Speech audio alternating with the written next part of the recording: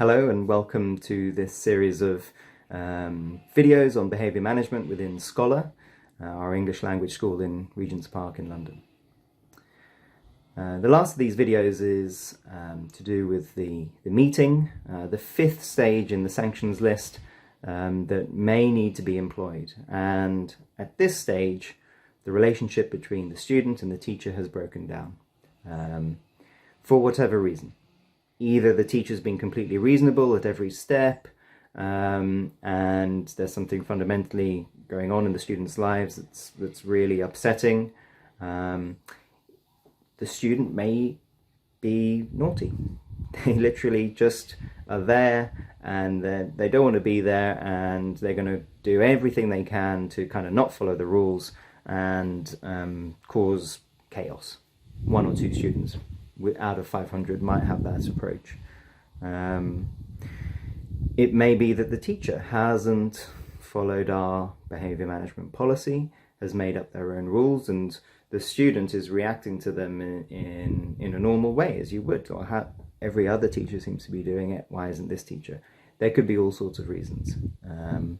Now, at this stage, it may be appropriate for me to step in and to have a meeting with the student to find out what's going on, and obviously 9 times out of 10 to support you as you've tried everything, you've tried the policies, it just isn't working.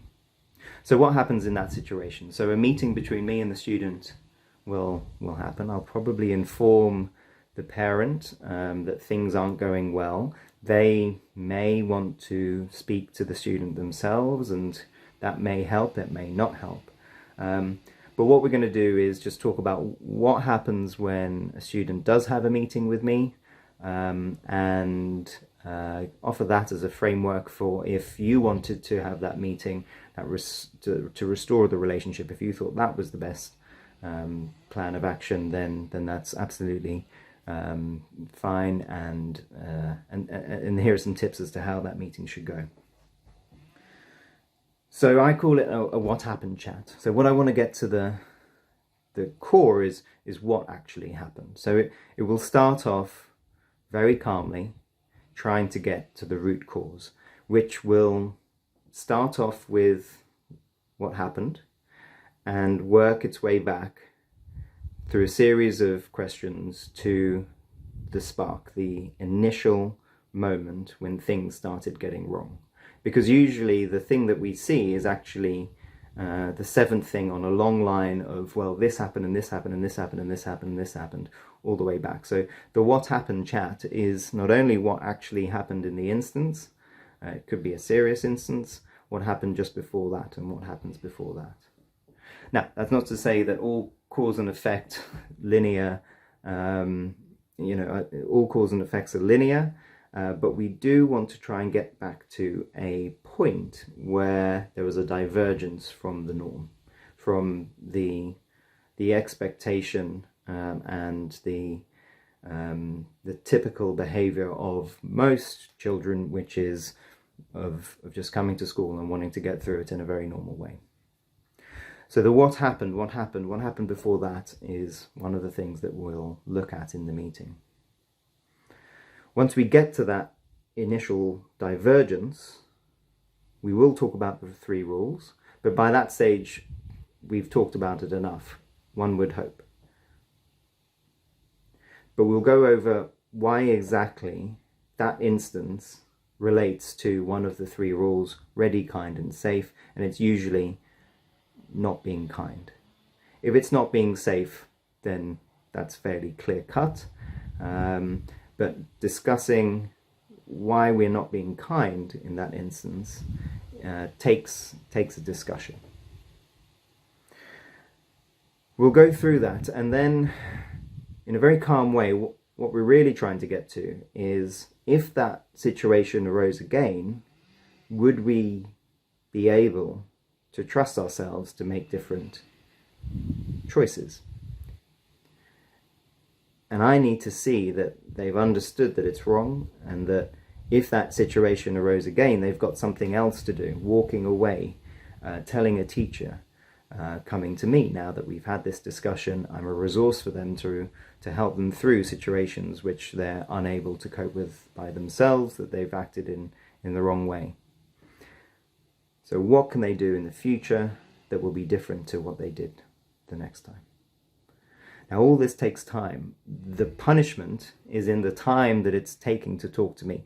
Students would much rather be out playing with their friends, not having to go through this Q&A with me or with any teacher. So that punishment is there, and it's not necessary to then punish the student that you're trying to repair a relationship with.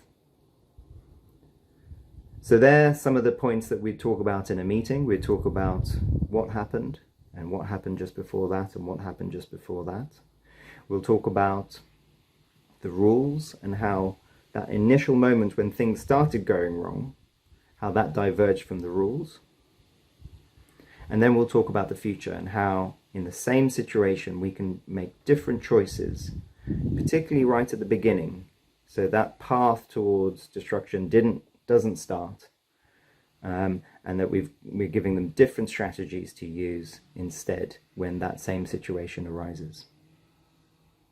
Now, obviously, after that meeting, we are expecting to have a change in behavior, and each summer I ask a student or two perhaps that, look, it's just not the place for you. These may be a young 9-year-old girl who's really struggling and actually just wants to be with daddy and doesn't know why her holiday has been interrupted by all these crazy English people in this big place, and she's just not having it at all, and that's fine. We invariably give that second week as a sort of a credit and just say, look, it's just not working. You know, we're completely reasonable people. Sometimes it just doesn't work with certain children in certain situations. Do come back next year when they're a bit older, perhaps. And again, we try and be completely as reasonable as we can be in those situations.